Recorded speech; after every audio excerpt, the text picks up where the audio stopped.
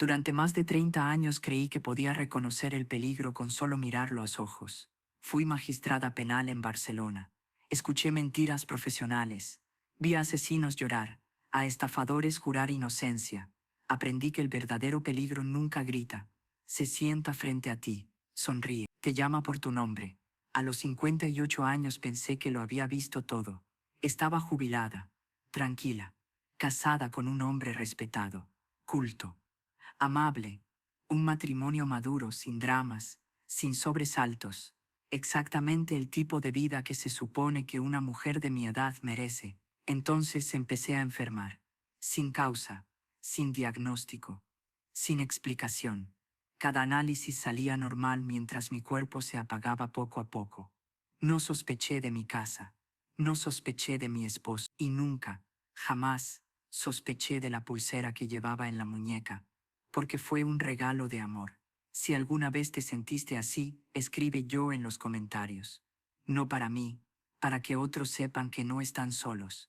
Me llamo Carmen Vidal Serrano, 58 años de los cuales 32 fueron dedicados por completo a los tribunales de Barcelona, como magistrada especializada en casos criminales graves.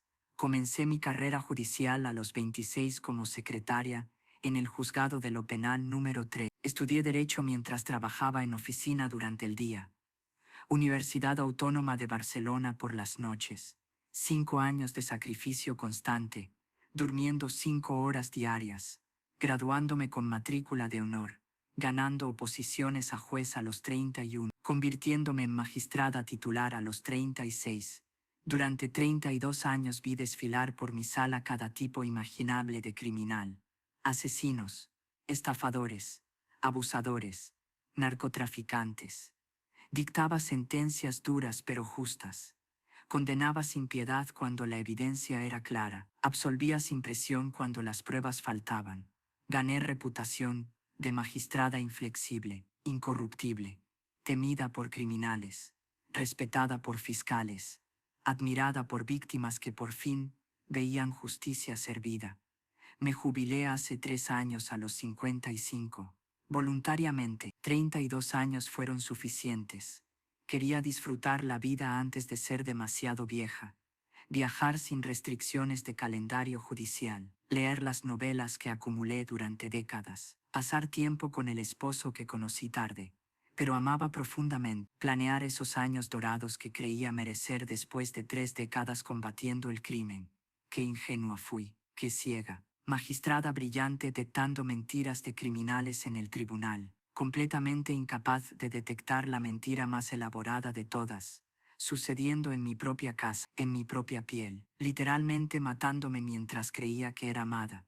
Diego Vidal Romero, mi esposo durante 7 años completos, 61 años recién cumplidos, arquitecto restaurador especializado en patrimonio gótico catalán, graduado de la Escuela Técnica Superior de Arquitectura de Barcelona, con honores, reconocido en círculos profesionales por trabajos meticulosos en el barrio gótico, proyectos que incluían restauración de fachadas medievales, reforzamiento estructural de edificios históricos, asesoría en conservación para el ayuntamiento, reputación sólida, ingresos respetables, apariencia de éxito profesional que ocultaba una ruina financiera creciente. Nos conocimos cuando yo tenía 51, él 54, en una exposición temporal sobre arte sacro medieval en el Museo Nacional de Arte de Cataluña, ambos admirando el mismo retablo del siglo XIV. Él comentó sobre técnicas de dorado, yo sobre simbolismo religioso. La conversación fluyó de forma natural entre dos personas maduras con intereses compartidos. Café después del museo, cena la semana siguiente. Relación desarrollándose gradualmente durante 6 meses antes de volverse seria. Nos casamos 2 años después de conocernos. Ceremonia íntima pero elegante, en la Basílica de Santa María del Mar. 30 invitados cuidadosamente seleccionados. Familia cercana, amigos íntimos, colegas respetados. Segundas nupcias para ambos. Mi primer matrimonio había terminado en un divorcio amigable después de 20 años. cuando yo tenía 45, sin hijos por decisión mutua que nunca lamenté. La carrera judicial era demandante, incompatible con la maternidad según mi criterio. Mi ex esposo estuvo de acuerdo. La separación fue civilizada, sin rencores, sin contacto posterior, excepto trámites legales ocasionales. Una historia que generaba simpatía, que lo pintaba como esposo dedicado, leal hasta la muerte. Exactamente el tipo de hombre que una magistrada madura buscaría, confiable, probado en la adversidad, sin hijos también, sin complicaciones familiares, vida limpia. Parecíamos la pareja perfecta, dos profesionales exitosos y maduros, sin bagaje familiar complejo, con recursos económicos independientes suficientes, listos para disfrutar los años dorados juntos sin presiones de carreras jóvenes ni crianza de hijos. Matrimonio maduro, sensato, cómodo, perfecto en el papel. Los primeros 5 años fueron genuinamente felices, no una pasión juvenil desbordada, sino compañerismo profundo. Respeto mutuo, intereses compartidos. Viajamos extensamente. Italia 3 veces, Francia 2, Grecia, Turquía, siempre centrados en arquitectura histórica y arte, visitando catedrales, museos, ruinas antiguas, Diego explicando detalles arquitectónicos, yo disfrutando la belleza y el conocimiento. Una vida cultural rica, satisfactoria, intelectualmente estimulante. Vivíamos en un apartamento cómodo en el Eixample, edificio modernista restaurado, 3 habitaciones, terraza con vista a la Sagrada Familia, mi apartamento que poseía desde la época de mi primer matrimonio, valuado en 600.000 euros, sin hipoteca, completamente pagado con décadas de salarios judiciales ahorrados con cuidado. Diego contribuía a los gastos mensuales, pero la propiedad era mía. Decisión deliberada de mantener independencia financiera, sabiduría que eventualmente salvaría mi vida. Nada extraordinario en el matrimonio, pero sólidamente satisfactorio. Cenas tranquilas, lecturas compartidas, museos frecuentes, teatro ocasional, vacaciones culturales anuales. La vida que una magistrada jubilada merecía después de décadas de estrés judicial. Paz, comodidad, estabilidad, o eso creía, ingenuamente. Todo cambió de forma dramática en nuestro 7º aniversario de matrimonio. 15 de marzo, primavera temprana en Barcelona. Diego organizó una cena romántica en Can Culleretes, restaurante histórico fundado en 1786, uno de mis favoritos. Atención perfecta a los detalles, que aprecié como gesto amoroso, sin saber que era el preludio, cuidadosamente orquestado, de un asesinato. Durante el postre Diego presentó una caja pequeña envuelta con elegancia, terciopelo azul oscuro, cinta dorada, dentro una pulsera que me cortó la respiración, no cualquier joya, una pieza excepcional, extraordinaria, oro macizo de 24 quilates trabajado con intrincadas técnicas de filigrana, diseño claramente modernista catalán, influencias de Masriera. Motivos florales entrelazados, pequeñas esmeraldas incrustadas, brillaban suavemente bajo la luz de las velas. Hermosa, costosa, completamente fuera de carácter para Diego, que solía dar regalos modestos prácticos. Carmen, amor mío, esta pulsera perteneció a mi bisabuela catalana, Montserrat, mujer extraordinaria, recordada en la familia por su longevidad excepcional. Vivió 102 años, lúcida hasta el final. La familia siempre atribuyó esa longevidad a esta pulsera, un amuleto de protección transmitido por generaciones. La leyenda dice que trae salud, vida larga, prosperidad. Quiero que tú la tengas ahora, como símbolo de mi deseo de muchos años juntos, de una vida larga compartida, de un amor que trasciende el tiempo. La historia estaba perfectamente construida, sentimental sin ser cursi, familiar sin ser presuntuosa, romántica sin exageración, manipulación magistral,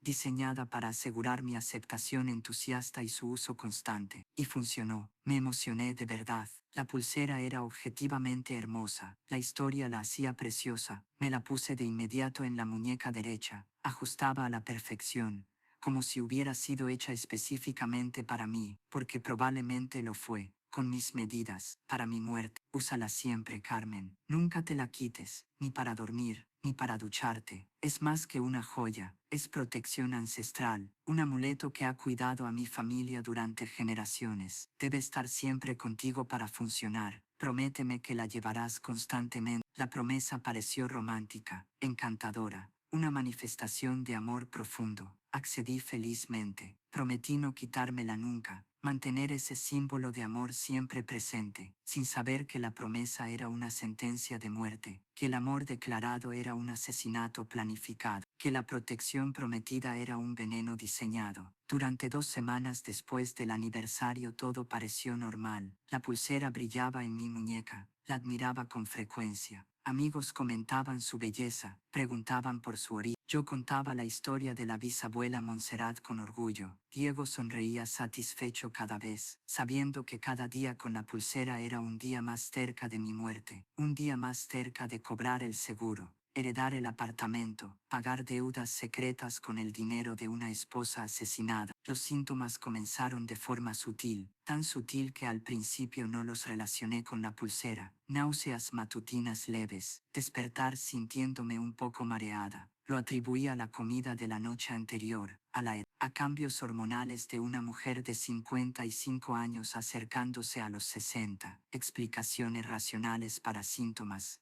que en realidad eran las primeras señales de un envenenamiento crónico por talio. Las náuseas persistieron, semana tras semana, sin un patrón claro, sin relación obvia con alimentos específicos. La intensidad aumentó gradualmente. Vomitaba algunas mañanas, especialmente después del ejercicio que me hacía sudar. El sudor activaba la liberación de talio desde un compartimento secreto. Más sudor significaba más veneno. Un ciclo vicioso perfecto. El ejercicio que debía mejorar mi salud aceleraba el envenenamiento.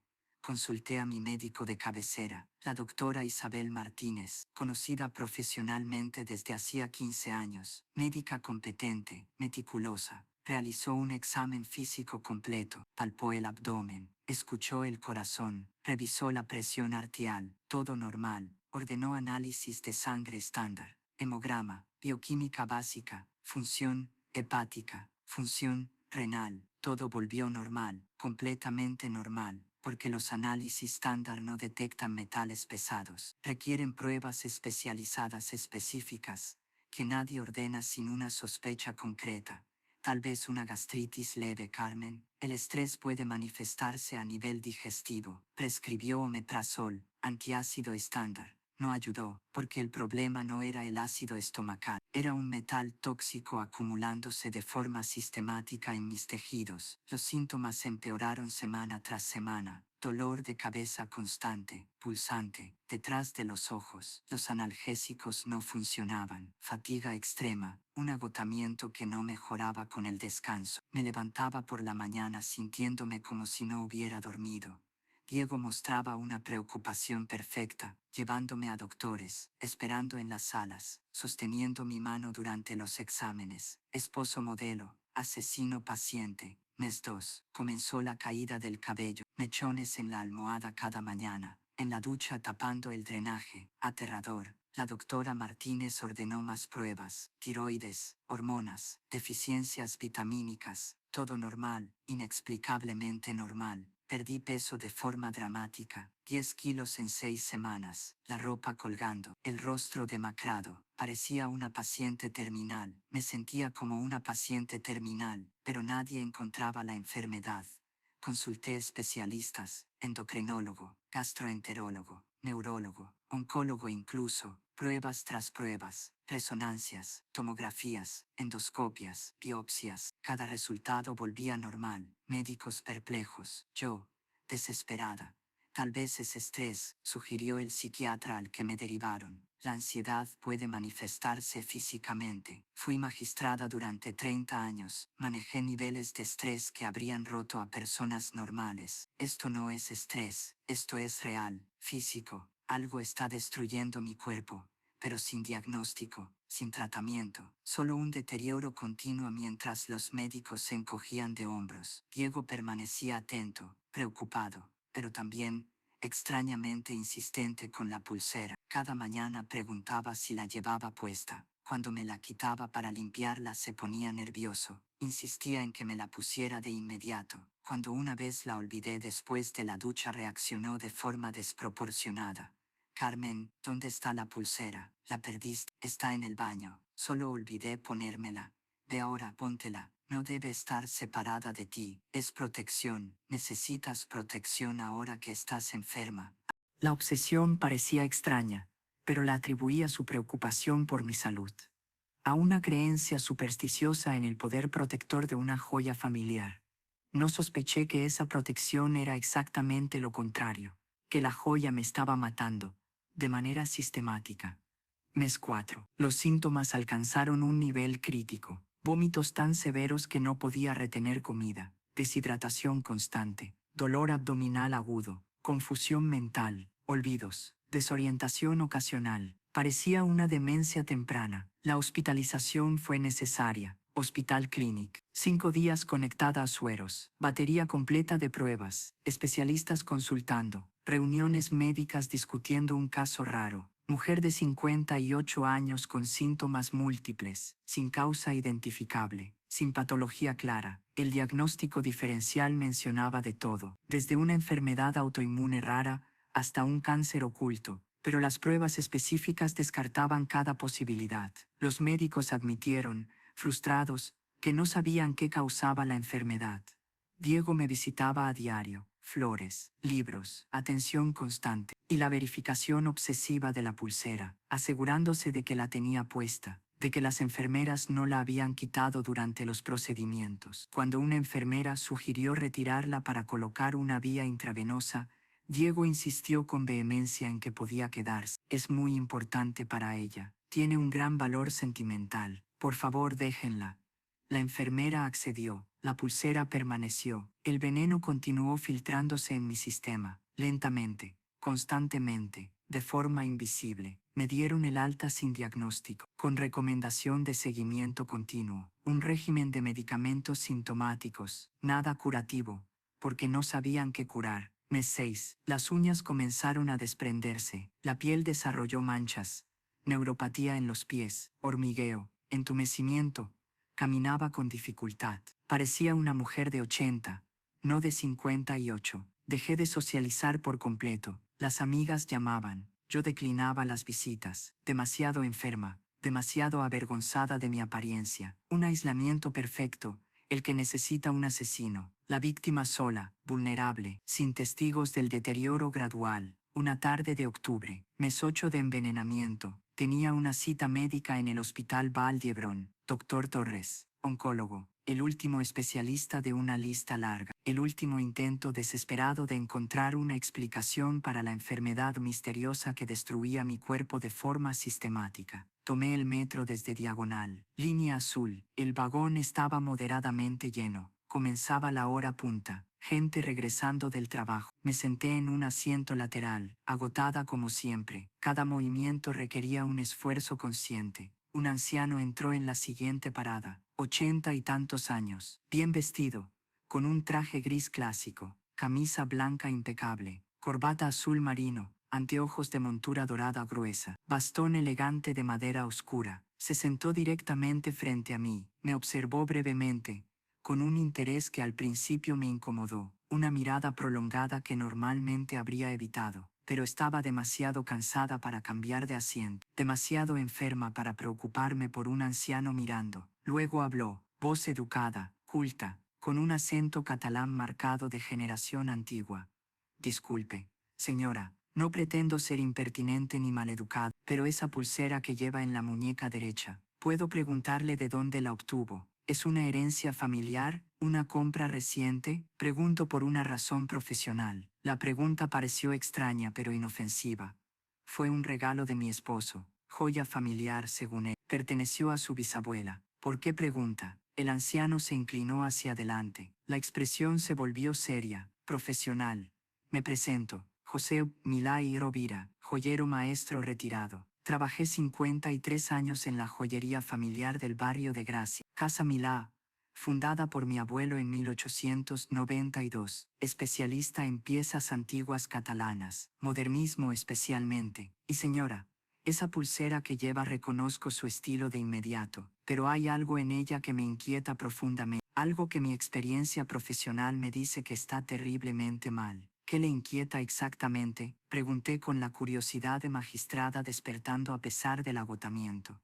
El diseño es modernista catalán aproximadamente entre 1910 y 1920. Influencia clara de Masrera, trabajo de filigrana excepcional, oro de alta calidad, esmeraldas genuinas. Aunque pequeñas, pero hizo una pausa mínima. Y esto es crucial. Detecto una irregularidad en la construcción. El peso no corresponde exactamente con el diseño visible, como si hubiera un espacio interno, un compartimento oculto. ¿Me permitiría examinarla más de cerca si no le importa? Extendí el brazo derecho sobre el espacio entre los asientos. José sacó una pequeña lupa plegable del bolsillo de su chaleco, hábito de profesional que nunca abandona sus herramientas. Examinó la pulsera con meticulosidad, girándola con cuidado, observando cada ángulo, palpando con dedos experimentados. Luego su rostro cambió de forma abrupta. La expresión profesional fue reemplazada por una alarma genuina. Preocupación real. Señora, confirmo mi sospecha. Esta pulsera tiene un compartimento secreto. Aquí, entre estas dos secciones de filigrana, ¿lo ve? Una junta casi invisible, diseñada para pasar desapercibida. Un trabajo increíblemente fino, maestría técnica impresionante, pero su propósito es siniestro. ¿Un compartimento secreto? ¿Para qué propósito? José me miró directamente, ojos antiguos, llenos de conocimiento acumulado durante décadas. Históricamente, estas piezas servían dos propósitos principales: perfume o veneno. Dependía por completo de la intención de quien las encargaba. La aristocracia catalana del modernismo las utilizaba. Algunas damas llevaban fragancias exóticas, otras, volvió a hacer una pausa, otras llevaban protección contra enemigos, o medios para eliminar rivales. El envenenamiento era un método relativamente común en una época en la que la justicia era lenta y la medicina primitiva.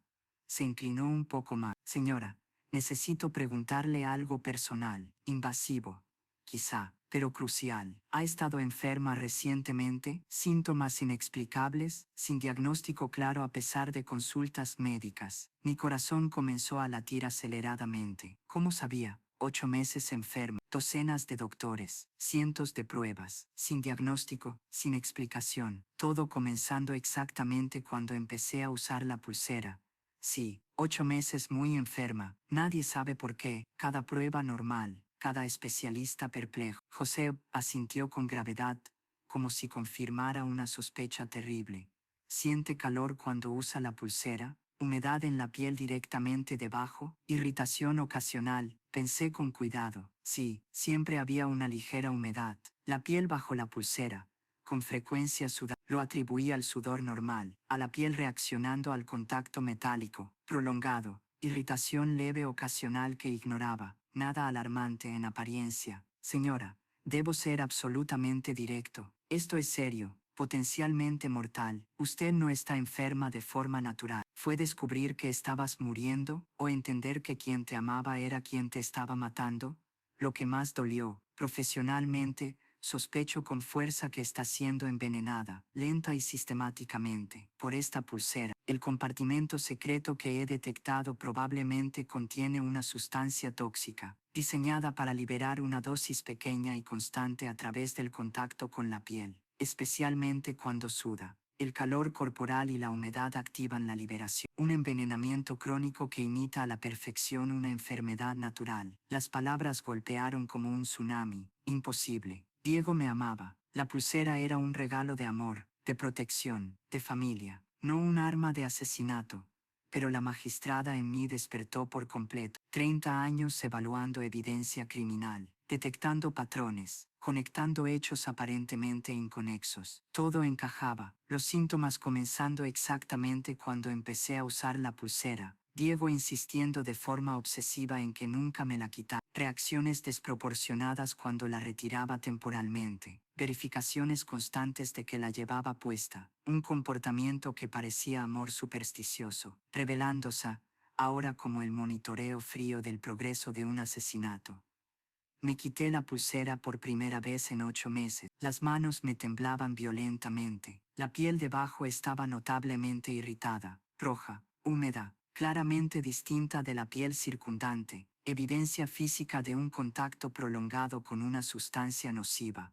José envolvió la pulsera con cuidado en un pañuelo de seda que sacó del bolsillo. No la toque directamente. No permita contacto adicional. Vaya de inmediato a los mozos de escuadra, a la comisaría más cercana, pida un análisis forense urgente, y consulte a un toxicólogo especializado, no a un médico general, un toxicólogo que entienda de envenenamientos por metales pesados, porque señora, los síntomas que describe son clásicos de una intoxicación crónica. He visto casos similares a lo largo de mi carrera. Mujeres envenenadas con joyas preparadas maliciosamente casi siempre terminaban en muerte si no se detectaba a tiempo. Usted tiene suerte, muchísima suerte de que me haya sentado frente a usted hoy, de que 50 años trabajando con joyas me dieran el ojo para detectar irregularidades, de que decidiera hablar aunque pareciera entrometido, porque sinceramente creo que acabo de salvarle la vida.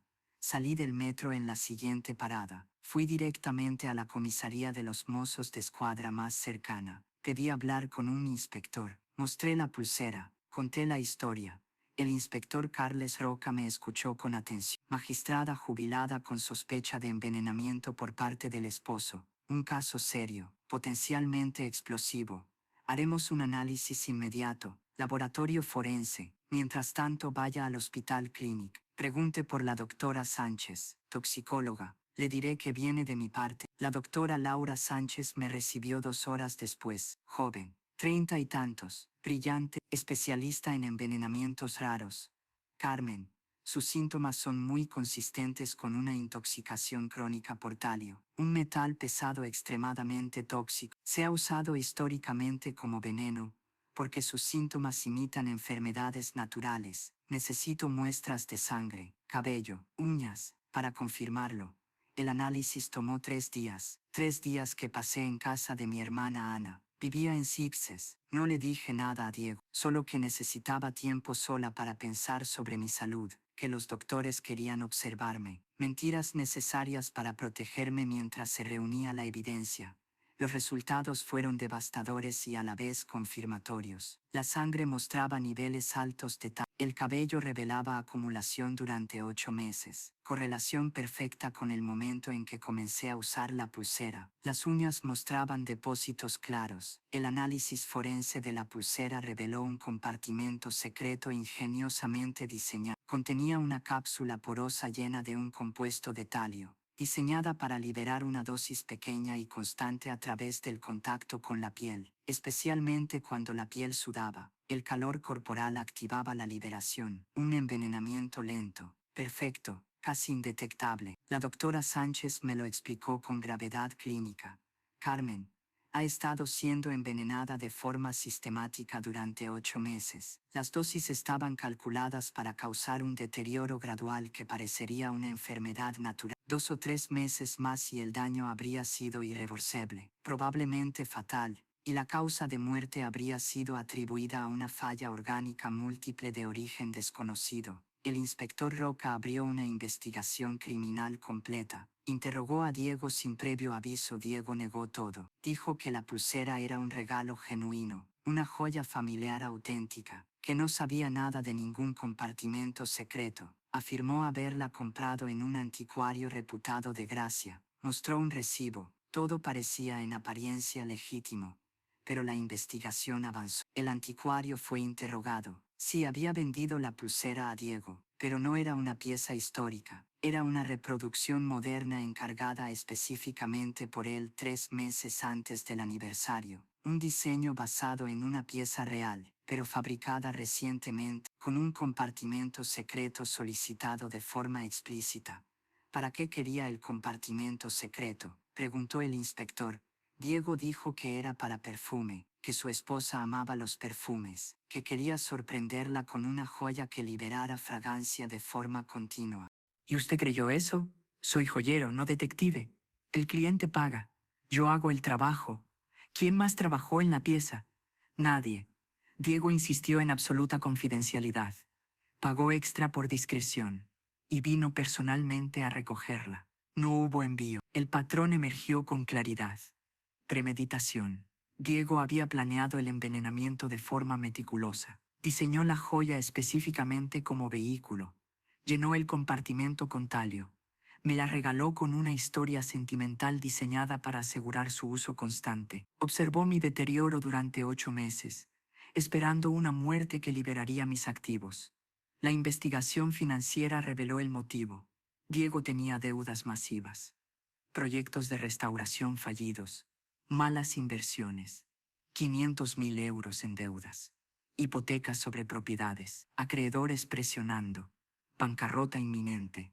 Yo tenía un seguro de vida, 1 millón de euros, una póliza grande que había mantenido desde mi época de magistrada por simple precaución profesional. Diego era el beneficiario único desde el matrimonio. También heredaría el apartamento del Eixample, valuado en 600.000 euros, y una cuenta de ahorros con 200.000 de pensiones acumuladas, casi 2 millones de euros en total, suficientes para pagar deudas y vivir cómodamente el resto de su vida. Todo al precio de una esposa envenenada lentamente hasta una muerte que parecería natural. Los detectives encontraron más. Diego había incrementado la póliza del seguro 3 meses antes de darme la pulsera, de 500.000 a 1 millón, sin mi conocimiento. Falsificó mi firma en los documentos. La compañía de seguros no verificó, porque el cambio parecía rutinario. También había consultado a un abogado sobre herencias. Preguntó específicamente por los tiempos de procesamiento cuando una esposa muere sin testamento, sobre el acceso a cuentas bancarias. Toda una investigación preparatoria para cobrar los beneficios tras el asesinato. El fiscal formalizó los cargos que ya eran evidentes para todos: intento de asesinato con premeditación, falsificación documental y fraude de seguros, delitos que juntos implicaban una condena de larga duración. El juicio fue 6 meses después. Yo había recuperado en gran parte la salud. El tratamiento de quelación eliminó el talio de mi sistema. El cabello volvió a crecer, recuperé peso, la fuerza regresó, pero el daño psicológico permanecía. El hombre que amaba había intentado matarme por dinero, una traición que cortaba más profundo que el veneno. Testifiqué en el tribunal donde trabajé durante 30 años, pero ahora como víctima, no como magistrada. Extraño, doloroso, necesario. La fiscalía presentó una reconstrucción completa y coherente de los hechos, apoyada en pruebas técnicas, testimonios especializados y documentación financiera imposible de refutar. La defensa intentó argumentar que Diego no conocía las propiedades tóxicas del talio, que el compartimento era realmente para perfume, que el talio había llegado de forma accidental durante la manufactura. Ridículo. Un insulto a la inteligencia del jurado. El perito químico dejó claro que la presencia de talio solo podía explicarse mediante una obtención deliberada y consciente de una sustancia estrictamente regulada. Diego tuvo que obtenerlo de forma intencional, llenar el compartimento con cuidado, sellarlo para una liberación controlada. Todo exigía conocimiento y planificación. El veredicto fue unánime: culpable en todos los cargos. La sentencia: 25 años de prisión, sin posibilidad de libertad condicional durante 15. Diego me miró cuando se leyó la sentencia, sin remordimiento, solo resentimiento por un plan fallido, por la fortuna perdida, por la libertad arrebatada. Salí del tribunal sintiendo que se había hecho justicia, pero también con un vacío profundo. 7 años de matrimonio revelados como fraude, 2 años planificando mi muerte, 8 meses ejecutando un asesinato lento, todo por dinero. La terapia fue esencial. La doctora Ramírez, psicóloga especializada en víctimas de violencia doméstica extrema, porque eso fue violencia, abuso, un intento de asesinato disfrazado de amor.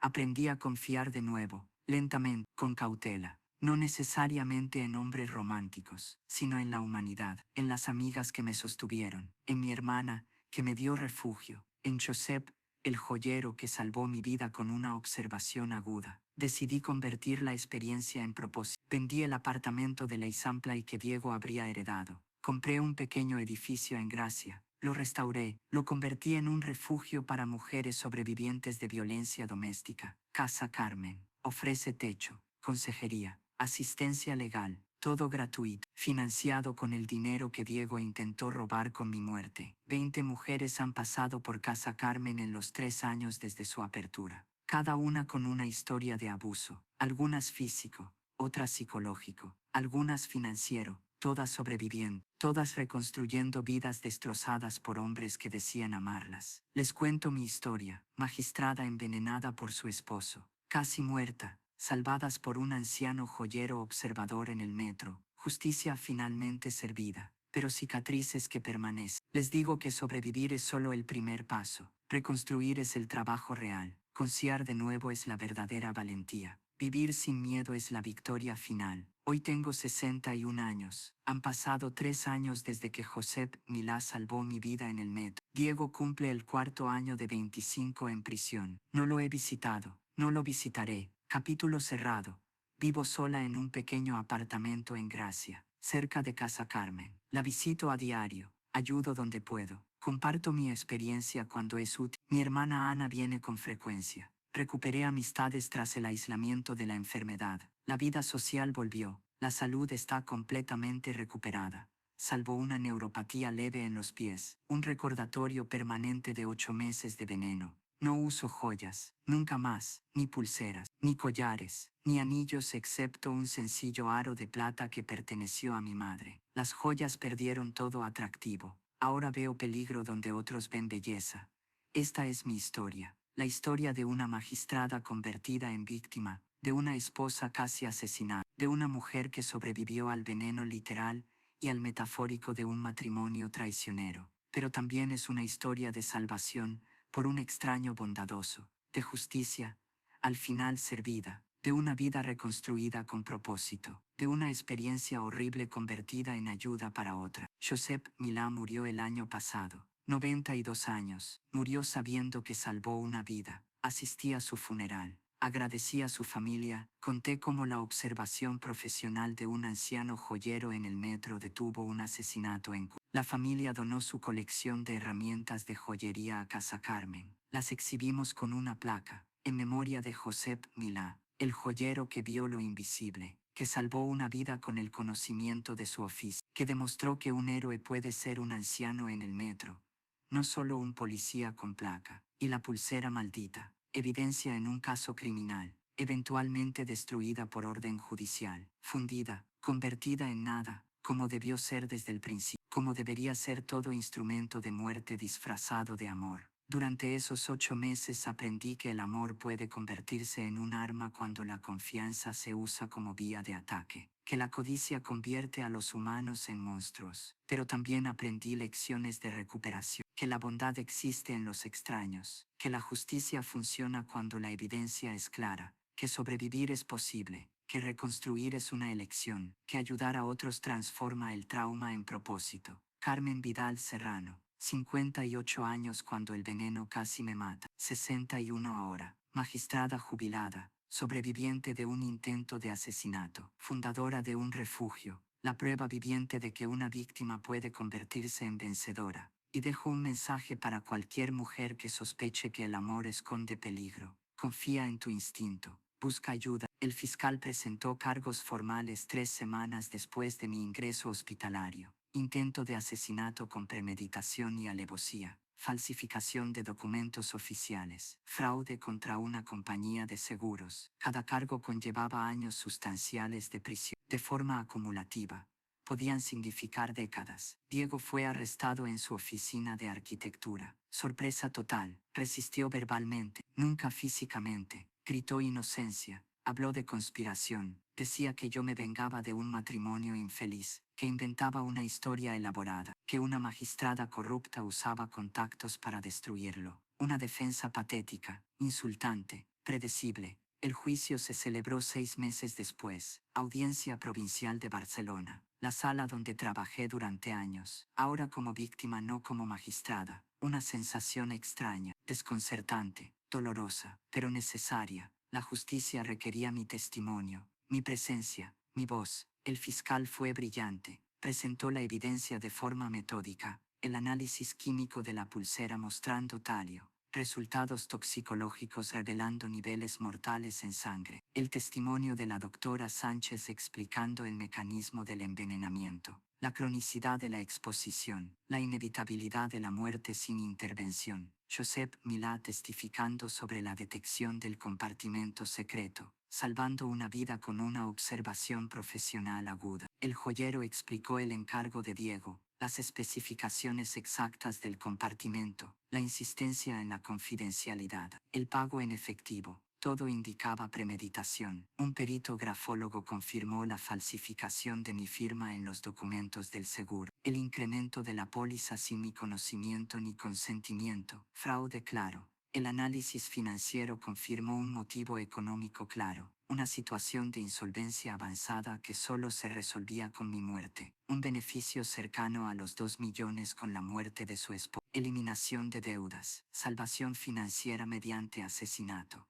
Un químico explicó la adquisición del talio, una visita a un laboratorio universitario, la desaparición coincidente de sales tóxicas, evidencia circunstancial fuerte, respaldando la premeditación. La defensa intentó argumentar que Diego desconocía las propiedades tóxicas, que el compartimento era genuinamente para perfume, que el talio apareció de forma accidental durante la manufactura. Ridículo. Un insulto a la inteligencia del jurado y del tribunal, jueces que conocían mi trabajo, fiscales que habían trabajado conmigo, todos viendo con claridad la transparencia de las mentiras defensivas. Mi testimonio duró 3 horas. Relaté el matrimonio completo, 7 años creyendo en el amor, el regalo de la pulsera en el aniversario, la insistencia obsesiva de Diego en su uso constante, el inicio exacto de los síntomas, correlacionado con su uso, el deterioro gradual durante 8 meses, docenas de médicos sin diagnóstico, el encuentro providencial con Josep en el metro, la revelación del compartimento secreto, la confirmación toxicológica. Relaté los hechos con la precisión de quien ha pasado una vida evaluando pruebas,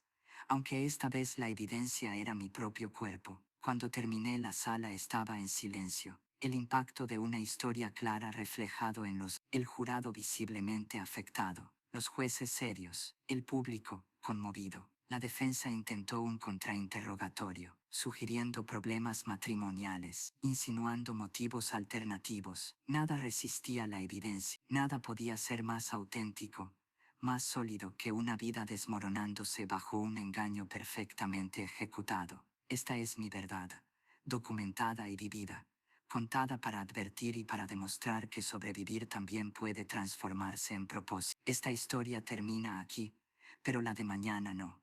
Aquí contamos lo que nadie se atreve a decir,